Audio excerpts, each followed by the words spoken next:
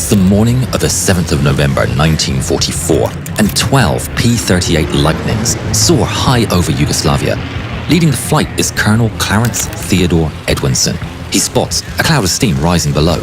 It's a German steam train, not the main target, but it's too juicy to pass up. Let's go get it, boys. Edwinson turns over and dives to the attack, his men following close behind.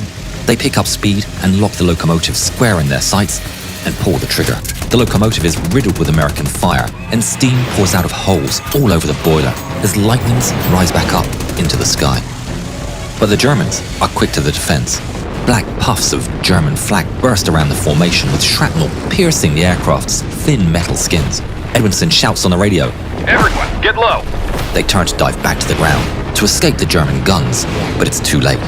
One P-38 is struck directly and bursts into flames as the entire squadron dives for safety. The pilot's desperate voice is heard over the radio. "I'm hit! I'm going down!" Edwinson levels out low over the trees and whips his head back looking for his man. But instead, he sees a fireball of the stricken bird slamming into a hillside. Does anyone see a chute?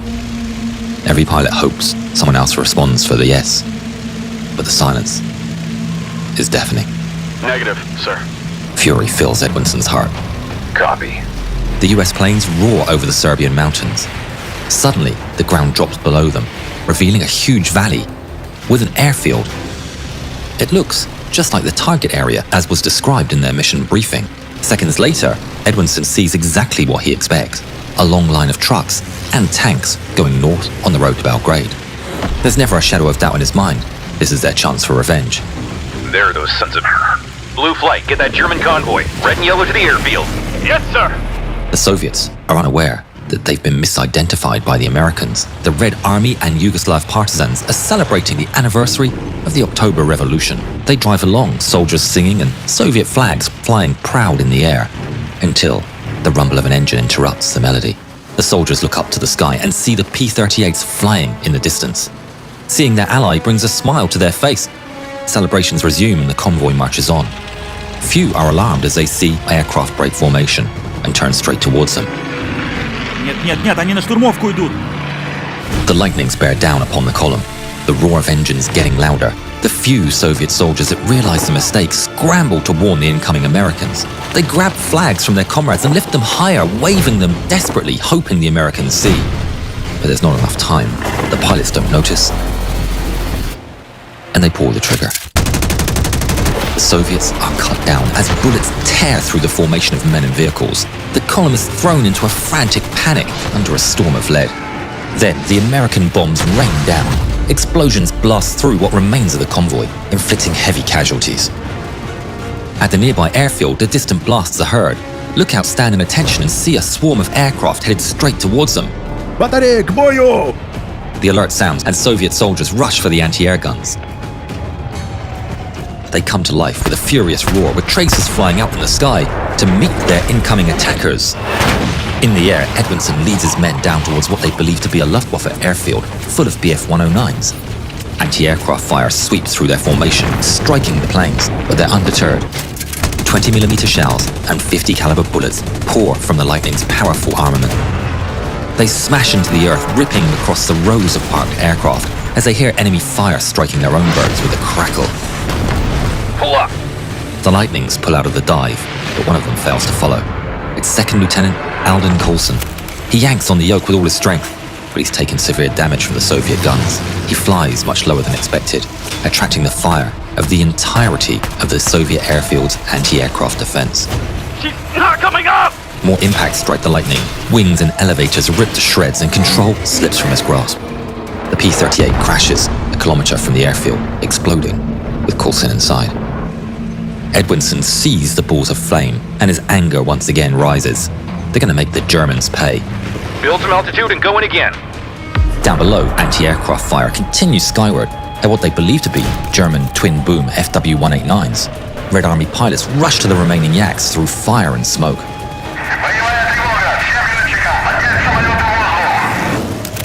The first two Yak-9s to stir to life are piloted by Lieutenant Krivonogich and his wingman, Junior Lieutenant Shipulya.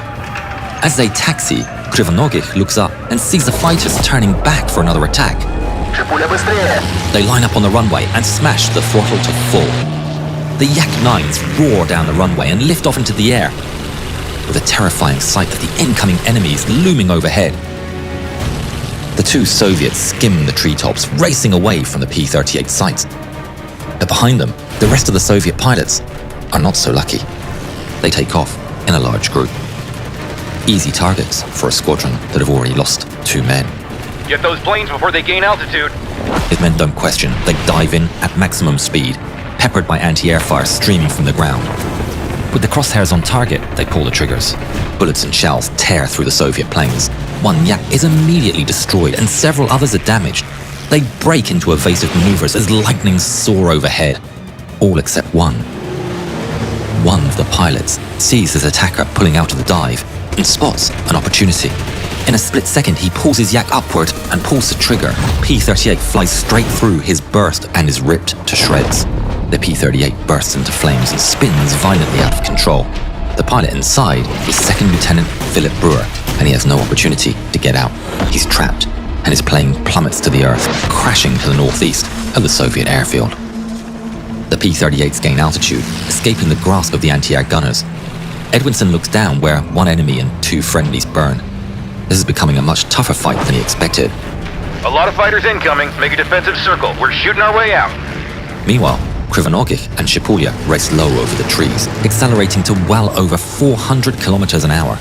The attack on the rest of their squadron has left them isolated, but they watch the enemy fighters opening fire on the helpless column, and they know they have no choice. The pair of Yak-9s pull up into a steep vertical climb. For the first time in history, fighters of the United States and Soviet Union will face off in all-out air-to-air combat. Shipulya races in pursuit, sweeping in at high speed and opens fire with a single 20mm cannon and 50 caliber machine gun. His bursts land on one of the P-38's twin fuselages, but it doesn't take it down. Shipulya soars by at blistering speeds and turns away to prepare for another run. But the American pilot requests backup, and 2 circling P-38s come to his rescue. Krivonogich spots the enemies diving upon his wingman, and he shouts over the radio. It's just at the nick of time. Shipulya pulls hard in the last second, escaping the P-38's lethal burst. He twists and dodges the enemy aircraft's guns, but he's on the back foot. Krivonogich flies into the scene as fast as he can, his heart thumping with every burst of tracers launched towards his wingman. He's coming in fast. His crosshairs line up with one of the 2 lightnings, and he pulls the trigger. His gunshots streak across the sky and narrowly miss the enemy's aircraft. The American pilot immediately abandons the attack, but Krivonogich ignores him. He moves on to the next P-38, hounding Shipulya, takes aim, and opens fire. His rounds are perfectly placed and hit the Lightning's twin booms, bursting the aircraft into flame. It flies on, out of control. The American pilot opens the canopy and bails, and his burning plane crashes 8 kilometers to the north of the Soviet airfield.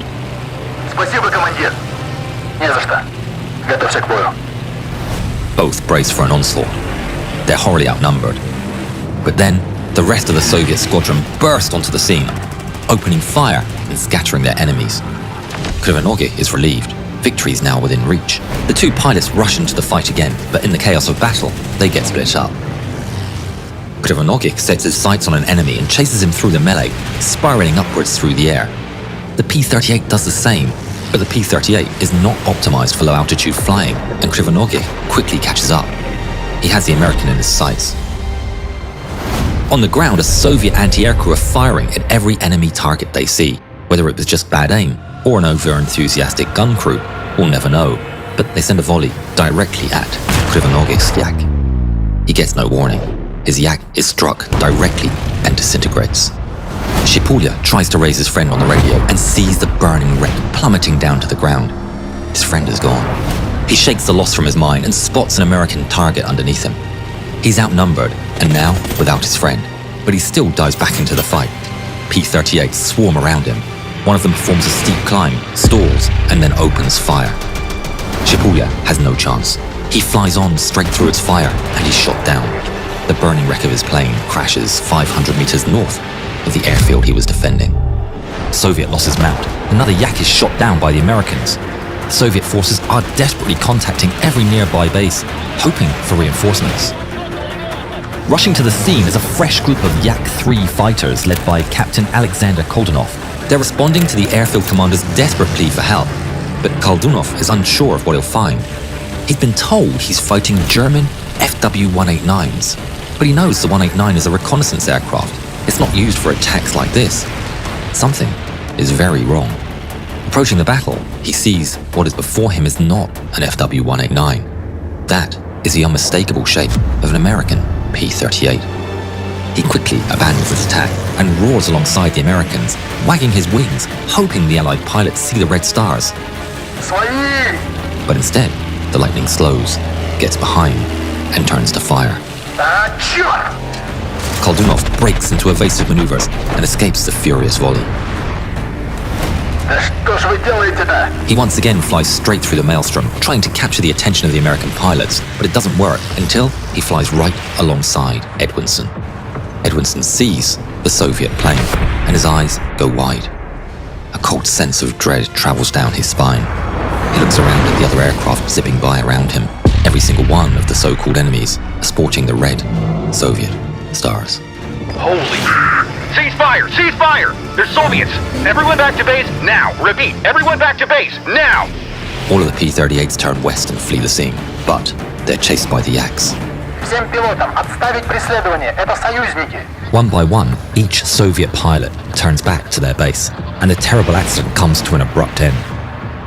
The incident was taken by some on Soviet high command to have been a deliberate act, and for a brief moment the fallout of the incident threatened to spiral out of control.